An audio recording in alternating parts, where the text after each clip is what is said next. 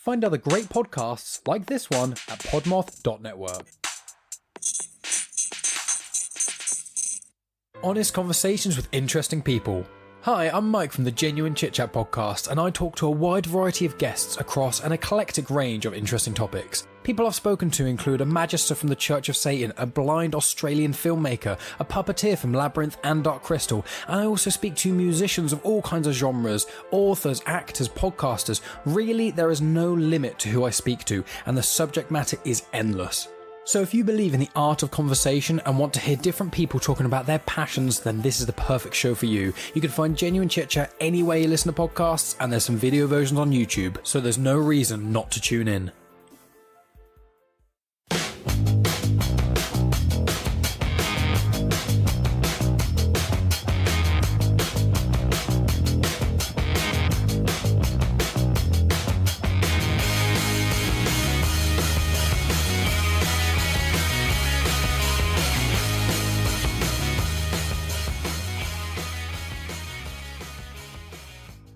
Hello everyone, welcome back to another episode of Cryptid Cocktail Party, a show where we have a few drinks, share a few laughs, take a dive into the unknown. I am your host Dave, and again I am joined by fan favorite Colby Clark, back again. Yes! What's going on, I still got the title? Oh yeah, dude, fan favorite by far. There's no way. Oh yeah, dude. Everyone loves it. I love it. I'm glad you're back. I appreciate all the fans out there. I just want to say, kill your idols. Is God dead? Oh, how you doing, bud? You looking good? I'm doing good. Yeah? I'm doing good. You're looking good. Am I, though? Yeah. All right. I'm like half in the bag, dude. I've been fucking walking around in the hot sun, drinking out of this growler all day. Feeling pretty good. What an aggressive name for a drink. It is, but I feel like that should be one of the cryptids you're gonna have a story about. A growler? The growler from the undergrounds. I mean, I just did one on a howler, so I mean, I guess that's kind of the same. It's pretty close. Yeah. All right, Colby. Well, I got a fucking episode for you today, bud. I don't Okay. I don't think you're ready for this. I just have Might not I have one question for you. Yeah. How do you feel about moose? How do I feel about moose? Mm-hmm. I'm indifferent about moose, I guess. I feel like they're pretty crazy creatures. They're pretty large. They're pretty big. Yeah. But I'm neither here nor there. You have on a moose. Really middle of the road. You wouldn't kick it out of bed, but you wouldn't invite it into bed, kind of thing.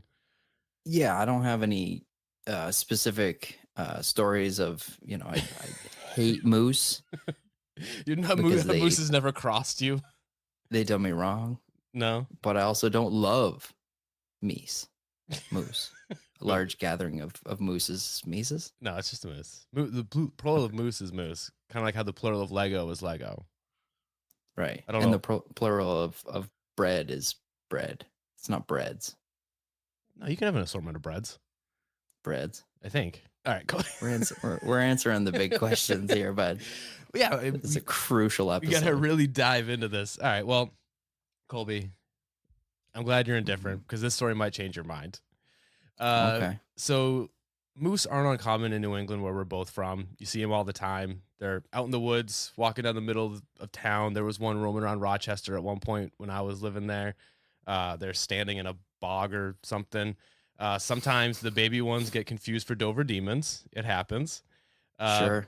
In the pucker brush. According to the Maine.gov website, there's an estimated moose population of about 60 to 70,000 of these things just roaming around, making it the biggest population of moose in the lower 48 states. Fucking wild, dude. That's an infestation. That's too many moose. Dang.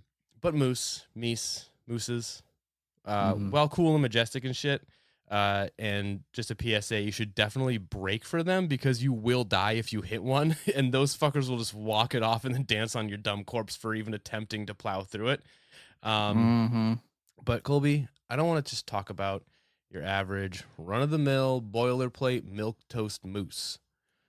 Today, we are going to be talking about the Spectral Moose of Maine. Spectral Moose.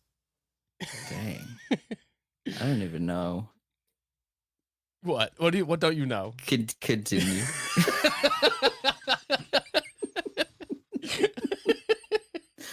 Spectral. I mean, it's very open ended, which I think it's supposed to be, right?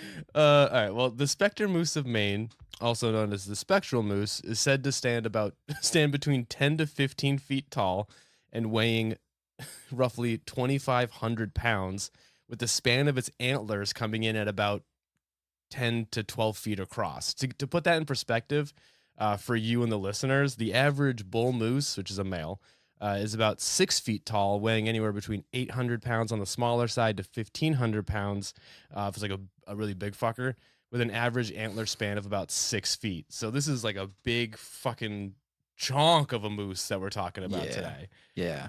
Okay. All right. The spectral moose is also said to have bright white fur, head to hoof, and has a soft glow emitting from it. It's been said it can walk through walls and even has the ability to disappear without a trace. All right. What? Okay. What?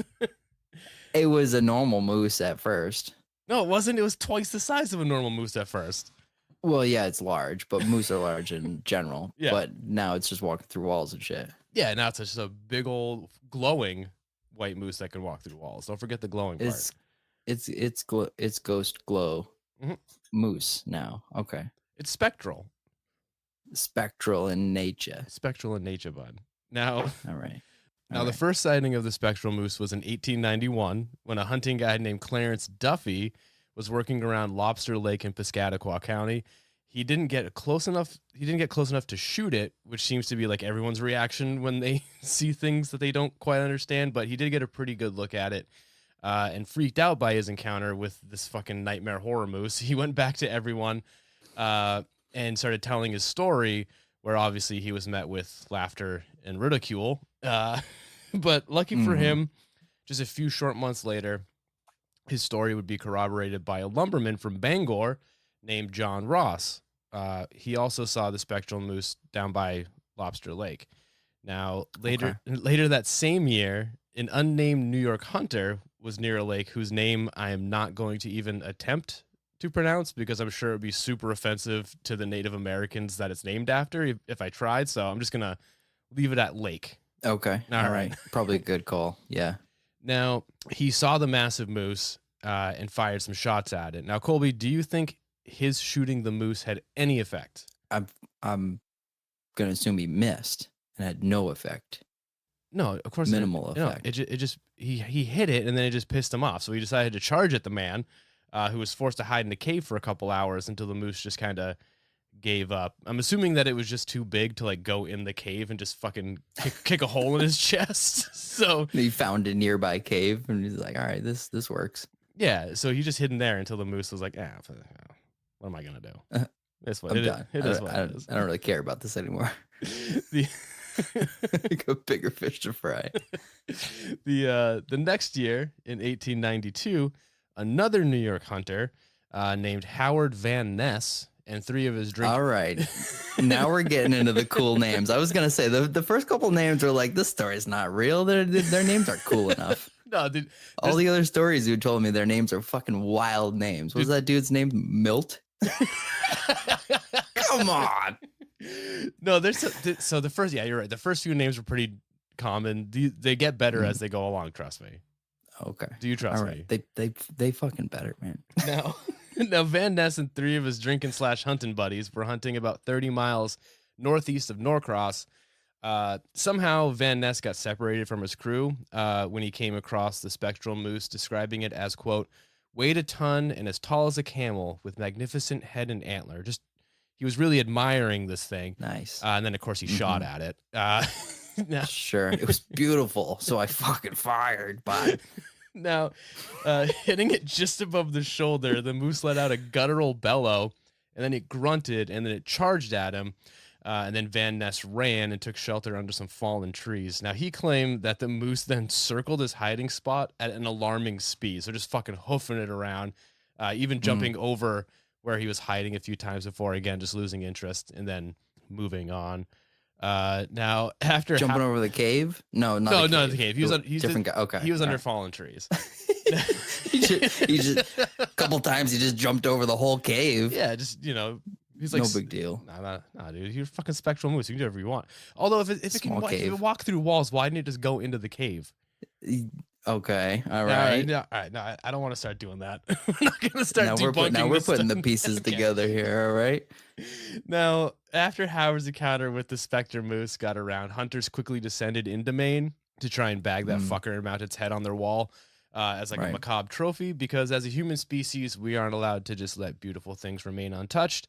But unfortunately, they never even saw the big guy. It wouldn't be seen again until about 1895 by my voice just cracked so hard then.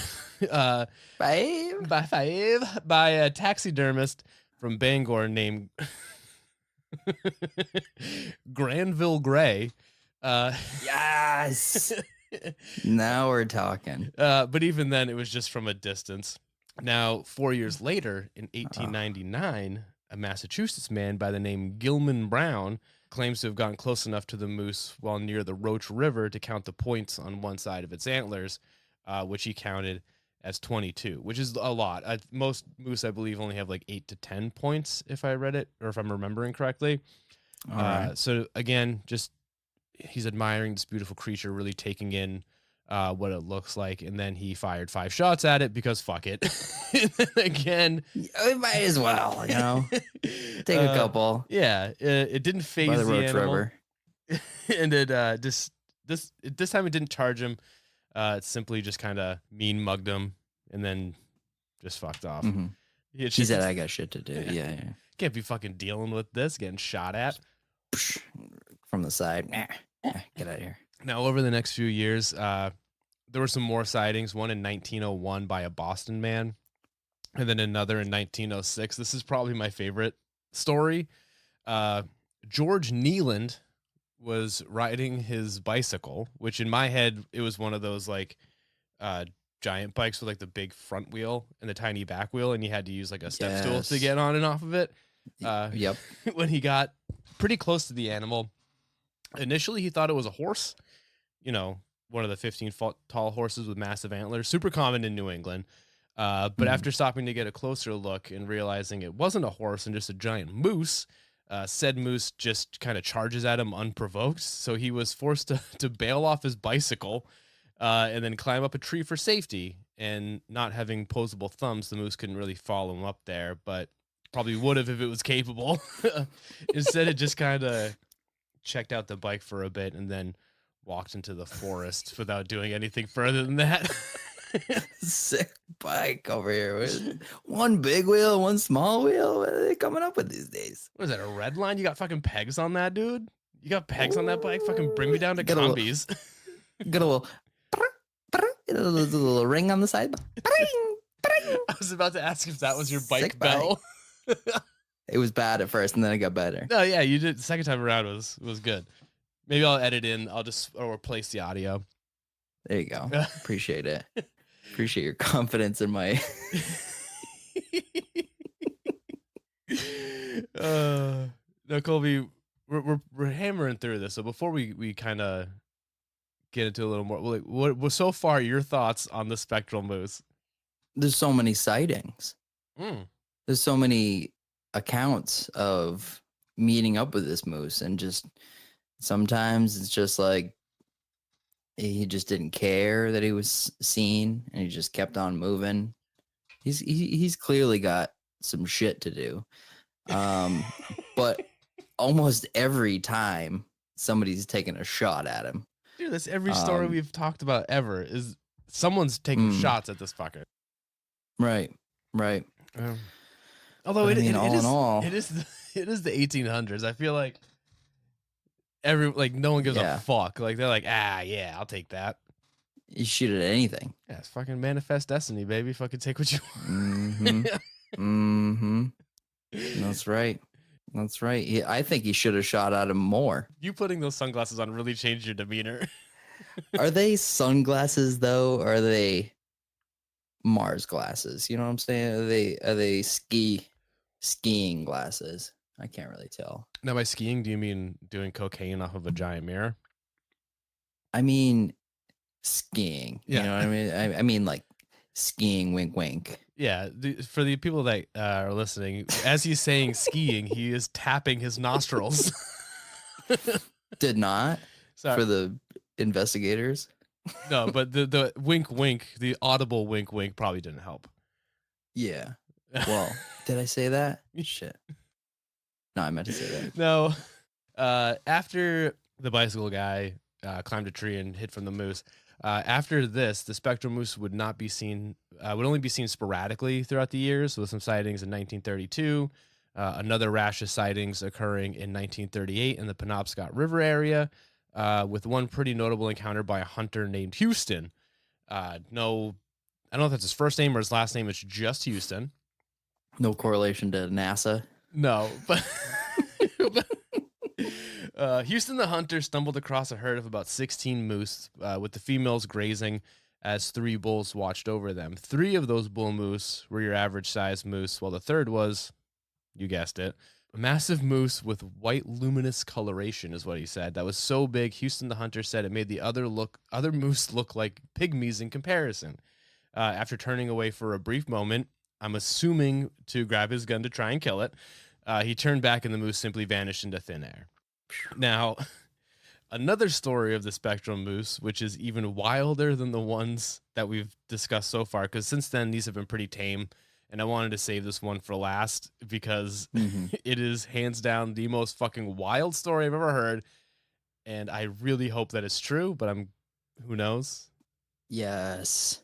You ready for this one? Spill them beans. All right. So, a group of hunters near a stream in central Maine claimed they shot and killed the great white moose, even going so far as to slitting its throat and hanging it to drain so that they could field dress it the next day. But when they awoke, they found the moose carcass was gone, assuming it was stolen or like an animal got to it. They just went about their day.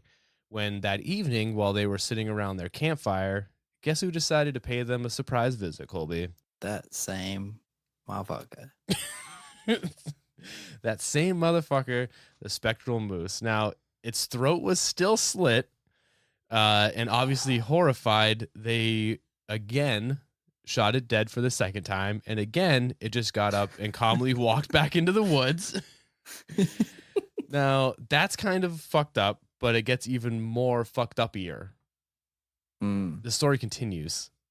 Dang. Now, unkillable. So soon after, 90 miles north in Ashland, Maine, Bert Peggins spotted the moose. There we go. Bert Peggins. With his throat still slit open and just kind of walking around minding its own business. So, of course, Bert shot at it. And after seeing that guns clearly can't kill the thing, he got freaked out and ran inside, but not before dropping his rifle in the hurry to get away. Now, according to newenglandfolklore.blogspot.com, it's said that from inside his home, Bert watched the moose walk over to his rifle, pick it up with his teeth, fire it, and then just walked away. These motherfuckers have been firing at me all these years, and I finally get a shot to take out Bert. I'm taking it. He's taking it. It's just how did he? I don't know, dude, but it's so gun. Good. Ooh, this is out for revenge, as dude. Fuck. Oh, god damn it. Now, besides a bunch of other instances where people claim to have seen the moose here and there hasn't been too many wild or captivating sightings of the spectral moose in some time, except one where in 2002 the phantom moose showed up in Franklin, and then the town's restaurant burned down, which now leads people to believe that it's like a harbinger of doom, kind of like the Mothman. Oh shit! If he can use a gun, he can definitely use matches. You know, and pour a bunch of gasoline. Goes from going on a shooting spree to just committing full-on arson. Arson moose. Oh, this moose is a menace. We gotta we need to get him. He's the mystical moose of arson. But I don't buy that. This is the only story where someone saw the moose and then bad things happened. Except for Bert, he fucking got shot at by it. But that was years before. Maybe it was, I don't know. Bert's the one guy that's like, everybody else got to shoot at him. Yeah. And he shot at me. The one time. Poor Bert. Out of 20 sightings. But Bert. But I don't know. Who knows? I don't know. But yeah, that's the story of the spectral moose of Maine. Wow. That's it. I thought you'd get a kick out of that one. That's fantastic. That's a great story. String of tales, sightings. I mean, they are kind of tales. They're all from the fucking 1800s. Who the fuck knows if any of this is real? Right. I'm going to go on a limb and say, nah.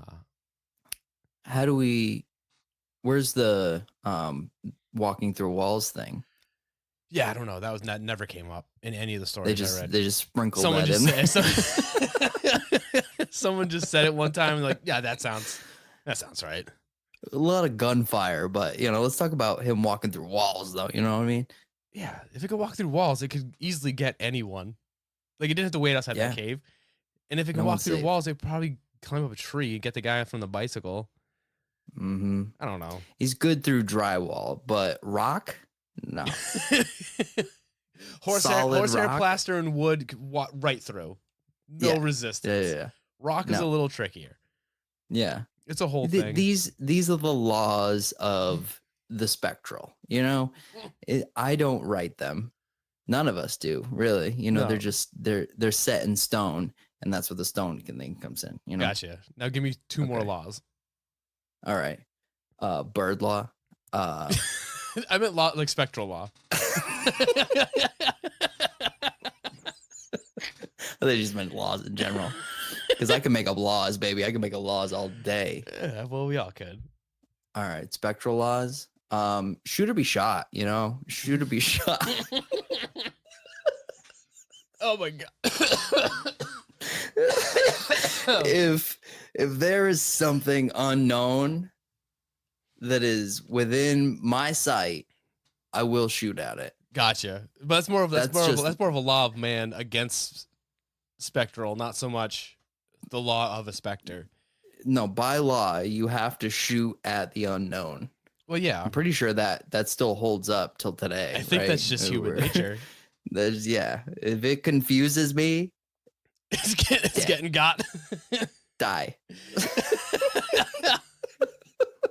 That still holds true. That still holds true. I think. No, that's pretty good. Oh shit. Well, Colby, that is the story of the spectral moose. I loved it. Did you? I need more. More spectral moose? I don't have any Yeah. more spectral moose. That's all there is. Well, maybe we'll experience the spectral muse for ourselves. Muse. We'll just go camping in Maine. Okay. All Done. Right. Well, Colby, that's it. Before we sign off, though, is there anything you want to plug? I know you're in a band, Lanterns Last Light. You got anything coming up? What are you doing? Where are you going? We got a slop fest coming up at the end of shit. I don't know the date. Fuck. No, you can't just say I got a slop fest. Well, yeah. So they always do details. like a food vendor. Yeah, I got a slop fest coming up. It's real. We got milk steak. We got sloppy steaks. We got. Oh, I don't think they're gonna have that there, but they should. The food vendor is doing sloppy joes. So Colby, we're gonna have a show. We're gonna backtrack real quick. Yeah, I need you to tell the people what Slop Fest is, and not just say food trucks with sloppy joes and reply like right. So Colby, you got Slop Fest coming up. Why don't you tell the viewers, the listeners, what Slop Fest is? So the 5-9 Underground is a venue that our buddy Rob throws every year, well, multiple times, and is really up in the ante this year. Really did a bunch of work on the basement, and he has many shows. We're going to do a show in, I believe it's the end of June. I hope I'm not wrong about that. And the food vendor is going to do sloppy joes. So we're calling it the Slop Fest, and we're excited to be back. Who's all playing it? All right, we got they bailed out. We got Cannabis Crypt, fish face, cytokine, devitalize, stand abandoned, banana clip, the culling, and then they actually the headliner is I want to say it's edict. Shit. Well, it sounds like you got it all figured out, Colby. Anything else you want to plug? It's gonna be great. It's gonna be great. The other plug, Maddie's a huge fan. She wanted me to plug her as a big fan. She's listening to every episode. So she wanted me to. She's gonna be bummed out that she wasn't on this one because that's all right though. That's all right. She'll have her time. All right. Well, everyone, go follow Lantern's Last Sight on Instagram. Follow him on Facebook. Follow him on Spotify. You have one single out right now. That we had an EP coming. That we had Carson Page from the Callous Cowboys listen to and then roast you on our other podcast. That's wild. That's wild. Let's see, what do we got? We got follow us on Instagram at Cryptid Cocktail. Follow us on Facebook at Cryptid. No, don't follow us on Facebook. Don't do that. I don't have one. Follow us on Twitter at Cryptid Cocktail. Follow me on fucking TikTok, bro. I'm crushing it at Cryptid Cocktail Party. God damn it! They gave you your videos back? Oh no. All my bitches. videos got flagged and then deleted for violating community guidelines. But it's really, I'm having a lot of fun with it. If anyone wants to support the show, there's a link in the episode description. You can hit that. And with that, Colby, I appreciate you coming on, bud. Of course. Always happy to. Well, all right. Bye.